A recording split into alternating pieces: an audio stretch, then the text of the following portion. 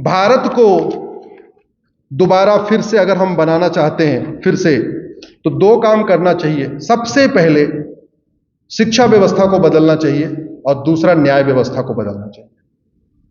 मेरी पीआईएल चल रही है कि भारत में जो 65 एजुकेशन बोर्ड चल रहे हैं, इनको मर्ज करके भारत में one nation one education board लागू किया जाए।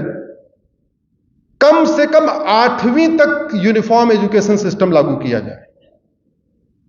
मैं आपसे पूछता हूं, गुरुकुल में पढ़ा हुआ बच्चा आपने कभी अपराधी देखा क्या? गुरुदेव में पिछले 20 साल से district court, high court, supreme court की फाइलें जब मेरे पास आती हैं तो सबसे पहले बैकग्राउंड देखता हूं। आज तक मुझे गुरुकुल में पढ़ा हुआ बच्चा कोई अपराधी मिला नहीं। 20 वर्ष में ढूंढ रहा हूं। गुरुकुल में पढ़ा हुआ बच्चा बलात्कार नहीं करता, गुरुकुल का बच्चा अपहरण नहीं करता, गुरुकुल का बच्चा मर्डर नहीं करता, गुरुकुल का बच्चा किडनैपिंग नहीं करता, गुरुकुल का बच्चा जासूसी नहीं करता, गुरुकुल का बच्चा गद्दारी नहीं करता, गुरुकुल का बच्चा जिहाद नहीं करता, गुरुकुल का बच्चा पत्थरबाजी नहीं करता, गुरुकुल का बच्चा किसी के जूस में पेशाब नहीं मिलाता, गुरुकुल का बच्चा मिठाई में लैट्रिन नहीं करता, गुरुकुल का बच्चा कुछ रेलवे की पटरी पे पत्थर नहीं रखता, गुरुकुल का बच्चा कभी ट्रेन पलटने की साजिश नहीं करता। अरे भैया, जब सरकार की ड्यूटी है भ्रष्टाचार खत्म हो, सरकार की ड्यूटी अपराध खत्म हो, और गुरुकुल वैदिक शिक्षा व्यवस्था लाने से भ्रष्टाचार भी कम होगा, अपराध भी कम होगा, तो कम से कम ज्यादा नहीं तो 5वीं तक 8वीं तक गुरुकुल शिक्षा व्यवस्था लागू कर दो। एक बार बच्चा अच्छा भारतीय बन जाए, अच्छा परिवार बन जाए, परिवार टूटने से बचेंगे। और यही नहीं होगा, अरे माता पिता का सम्मान करेगा, भाई के साथ अच्छी तरीके से रहेगा, परिवार के साथ अच्छा रहेगा, कुटुंब टूटने से बचेगा, वृद्धाश्रम खत्म हो जाएंगे गुरुकुल शिक्षा व्यवस्था आते। पहला काम शिक्षा में संस्कार, वो तब आएगा जब भारत में हमारी वैदिक गुरुकुल शिक्षा व्यवस्था लागू होगी। दूसरा, कानून का खौफ, वो तब आएगा जब सठे साठम समाचरे सिद्धांत के अनुसार हमारी न्यायिक व्यवस्था बदलेगी। भारत में जितने भ्रष्टाचार अपराध हैं, इसके लिए बहुत हद तक न्यायपालिका जिम्मेदार है। आज तक मैं कई बार कह चुका हूं, आप हजार पेज के जजमेंट देने की बजाय आप एक पन्ने का जजमेंट दे दीजिए कि भैया भारत के सभी मुकदमों का फैसला 1 साल में होगा। जस्टिस विद इन ईयर लागू कर दीजिए, आधी समस्या अपने आप खत्म हो जाएगी। इन दोनों पे ही मैं काम कर रहा हूं। मुझे लगता है समय की सीमा बढ़ चुकी है। 2-3 विशेष रूप से आग्रह करना है, क्योंकि गुरुदेव के सामने बैठे हुए हैं और आशा करता हूं कि हमारे उस पर विचार करेंगे। हमारे देश में गुरुदेव, हम जो सनातन को जोड़ना चाहते हैं, एक चीज बहुत कॉमन है। अभी हम 12,000 जातियों और उपजातियों में बटे हुए हैं, लेकिन इन 12,000 जातियों उपजातियों में एक चीज कॉमन है, वो है गोत्र। जो गोत्र केरल के लोगों का होता है वही कश्मीर के लोगों का होता है, जो गोत्र बंगाल के लोगों का होता है वही बिहार के लोगों का होता है, वही आपके गुजरात के लोगों का होता है। जो गोत्र ब्राह्मण का होता है वही क्षत्रिय का होता है, वही वैश्य का होता है, वही दलित का होता है। जो गोत्र जैन का होता है वही बौद्ध का होता है, वही सिख का होता है, वही हिंदू का होता है। उदाहरण के लिए, कोई भारद्वाज गोत्र वाला है क्या इधर, जो ब्राह्मण परिवार में जन्म न हुआ हो? आप हैं, देख लीजिए। मेरा भारद्वाज है, मैं ब्राह्मण परिवार में हुआ हूं, आप ब्राह्मण में नहीं है, फिर भी आपका भारद्वाज है। आप यही करके देख लीजिए। और हमारे सारे कार्यों में जितने संस्कार होते हैं, वहां जाति पूछी नहीं जाती, 2 चीज पूछी जाती है, नाम क्या है और गोत्र क्या है। गोत्र के लिए भी विधान है, गुरुदेव आगे बताएंगे। अगर आपको नहीं पता तो बाय डिफॉल्ट आपका कश्यप गोत्र है।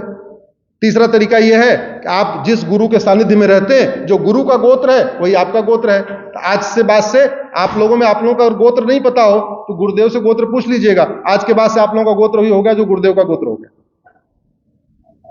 इसके लिए व्यवस्था है।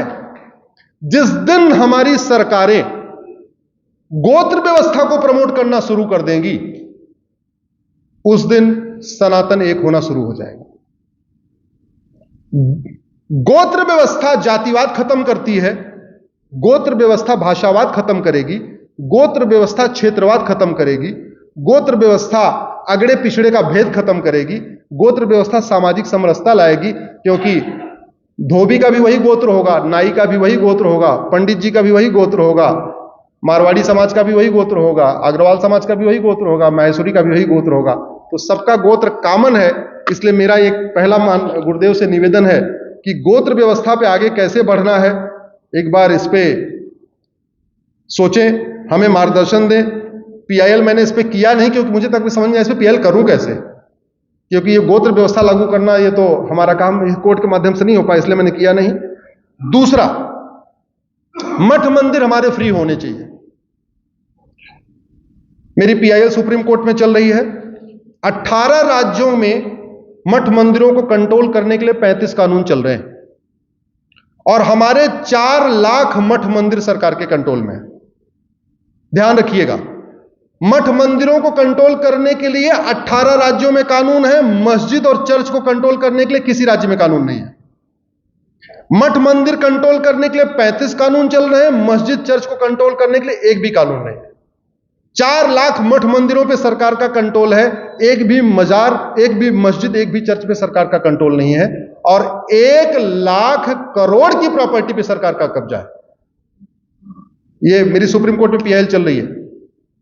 1 लाख करोड़ की प्रॉपर्टी पे गुरुदेव सरकार का कब्जा है। अगर ये 4 लाख मठ मंदिर फ्री हो जाए तो मैं कहता हूं 4 लाख तो नहीं, कम से कम 1 लाख नई गौशाला बन सकती है। ये 4 लाख मठ मंदिर फ्री हो जाए तो कम से कम हम 1 लाख नई वेदशाला बना सकते हैं, कम से कम 1 लाख नई हम योगशाला बना सकते हैं, कम से कम 1 लाख नए हम क्रीड़ा स्थल बना सकते हैं, कम से कम 1 लाख नए हम संस्कारशाला बना सकते हैं, कम से कम 1 लाख नए हम आयुर्वेदशाला बना सकते हैं, कम से कम 1 लाख नए हम दुर्गा शक्ति केंद्र बना सकते हैं, 1 लाख नए हम लक्ष्मी धन संचय केंद्र बना सकते हैं, 1 लाख नए हम सरस्वती विद्या मंदिर बना सकते हैं। इसलिए मठ मंदिरों को फ्री कराना बहुत जरूरी है। ये मठ मंदिर के आंकड़े बड़े चौंकाने हुए और बड़े प्लान्ड वे में हो रहा है, वो आपको बता रहा हूं। जब जनगणना होती है गुरुदेव, तो लोगों की जनसंख्या गिनने के साथ साथ उस गांव के, उस मोहल्ले के मठ मंदिरों की संख्या गिनी जाती है। अगली जब जनगणना होगी तो आप हैरान हो जाएंगे, क्योंकि उस समय मस्जिद की संख्या आपके मठ मंदिरों की संख्या से, आपके मंदिरों की संख्या से आगे बढ़ निकल चुकी हो। बड़े प्लान्ड वे में किया जा रहा है। और दूसरा एक जो सबसे बड़ा आगे खतरा शुरू होने वाला है, घुसपैठिए हिंदू नाम से सारे डॉक्यूमेंट बना रहे हैं। हिंदू नाम से, और 2-2 हजार रुपए में बन जाता है। भ्रष्टाचार इतना तगड़ा है हमारे यहां। 2000 में आधार, 2000 में राशन कार्ड, 2000 में ड्राइविंग, 3000 में ड्राइविंग लाइसेंस, 2000 में बर्थ सर्टिफिकेट, 2000 रुपए में आपका डोमिसाइल सर्टिफिकेट। 10 से 15 हजार रुपए खर्च करते हैं, 5-7 डॉक्यूमेंट बनवा लेते हैं, फिर जनधन खाता खुलवा लेते हैं, मुफ्त में अनाज लेते हैं, मुफ्त में राशन लेते हैं, सारी सरकारी योजनाओं का फायदा लेते हैं। यानी आप लोग जो जीएसटी देते हैं, इनकम टैक्स देते हैं, उसका काफी कुछ लाभ घुसपैठिए भी उठा रहे हैं। जो बड़ा खतरा आने वाला है वो ये कि बहुत जल्दी पूरे देश में बड़े बड़े शहरों में मास कन्वर्जन शुरू होगा। पूरी दुनिया को यह दिखाया जाएगा कि भारत में लोग हिंदू धर्म छोड़ छोड़ के कन्वर्ट हो रहे हैं, इस्लाम कबूल कर रहे हैं, और एक्चुअल में मुस्लिम वो हिंदू नहीं है। हैं क्या वो बांग्लादेशी, हैं क्या वो रोहिंग्या, कागजी वो हिंदू हैं। तो बड़े मास लेवल पे ये शुरू होगा। मुरादाबाद में शुरू हो चुका है, वहां उन्होंने अप्लाई किया था, हालांकि वो बाबा जी ने ठीक किया तो रोक दिया मामला। नहीं तो पूरे देश में ये शुरू होने वाला है अगले 3 से 4 साल के बाद कि 5-5 हजार, 10-10 हजार लोग क्या कहेंगे, भैया हम तो अब सनातन धर्म छोड़ रहे हैं, छुआछूत है, ये है, वो है, भेदभाव है, हम इस्लाम कबूल कर लेंगे। और एक्चुअल में क्या है, वो बांग्लादेशी। ये बहुत बड़ा खतरा आने वाला है। तो सनातन धर्म के लिए घुसपैठ बहुत बड़ा खतरा है, धर्मांतरण बहुत बड़ा खतरा है, जनसंख्या विस्फोट बहुत बड़ा खतरा है, ड्रग बहुत बड़ा खतरा है। हमारी यंग जनरेशन ड्रग में बर्बाद हो रही है। और इन सारी समस्याओं का समाधान, मैंने कहा ना, करना किसको है, हमको आपको नहीं करना है, क्षत्रियों को करना है। क्षत्रिय कौन है? कलेक्टर, कप्तान, कमिश्नर, ये उन्हीं का काम है। अधर्म का नाश किए बिना धर्म की जय नहीं हो सकती। कुछ लोग कहते रहते हैं जागो हिंदू जागो, जागो हिंदू जागो, ऐसे काफी चलता रहता है। हिंदुओं को जागना चाहिए, हिंदुओं को संगठित होना चाहिए। लेकिन मैं एक एक समस्याओं को जब ध्यान से देखता हूं कि इसमें हिंदू जाके क्या क्या कर सकता है। हिंदू जाग के घुसपैठ रोक सकता है क्या? जोर से बताइए जरा। वो तो बॉर्डर पे 2000 के अंदर आता है, तो हिंदू वहां बॉर्डर पे जाके थोड़ी खड़ा हो जाएगा। हिंदू जाके धर्मांतरण कैसे रोक लेगा? हाँ, काफी कुछ तक रोक लेगा कि भैया ठीक है, अपने मंदिर बन गए, अपने वो हो गए। लेकिन जब तक विदेशी फंडिंग नहीं बंद होगी, फंडिंग आ ही रही है। एक परिवार के लिए गुरुदेव 1 लाख रुपए आता है, उनका काम यही है। अब सोचिए, आदमी ड्राइवर की नौकरी करेगा तो 20,000 रुपए महीने कमाएगा, ठेला फल लगाएगा तो भी 20-30,000 रुपए कमाएगा। जहां यह एक फैमिली के लिए 1 लाख आ रहा है, अगर उसने महीने में 5 फैमिली कन्वर्ट कर दिया तो 5 लाख मिल गए। मान लो कन्वर्ट करने में 2-3 लाख रुपए खर्च भी करना पड़ा तो भी 2 लाख बच गया। तो कन्वर्जन से ज्यादा फायदेमंद कोई बिजनेस नहीं है। तो जब तक विदेशी फंडिंग नहीं होगी तब तक कन्वर्जन नहीं रुकेगा। डेमोग्राफी बदल रही है जनसंख्या विस्फोट के कारण। इसमें 5 से ऊपर वाला कोई है क्या? जरा हाथ उठाए जिसके 5 से ज्यादा बच्चे हों। नहीं, मतलब ये सारे हम दो, हमारे 2 वाले हैं। मैं 32 बच्चों वाला परिवार जानता हूं, 32। और 20 से 30 के तो मैं हजारों परिवार जानता हूं।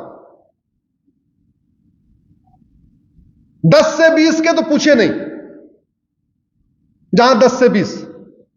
अब डेमोग्राफी बदल रही है जनसंख्या विस्फोट के कारण। हम कह रहे हैं जागो हिंदू, जागो जागो हिंदू जागो। हिंदू 2 से ज्यादा कर ही नहीं सकता।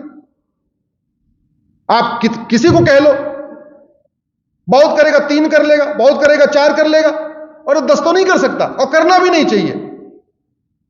तो फिर बैलेंस कैसे होगा? जनसंख्या नियंत्रण कानून। धर्मांतरण कैसे रुकेगा? कठोर कानून।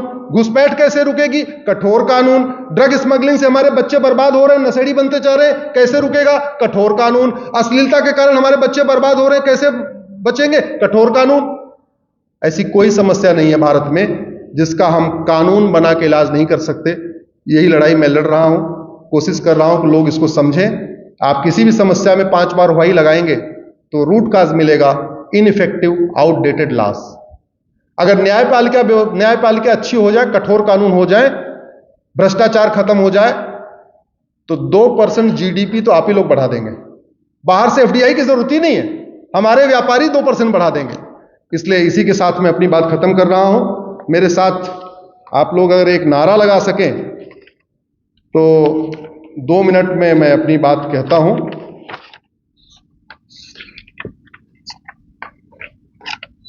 एक बार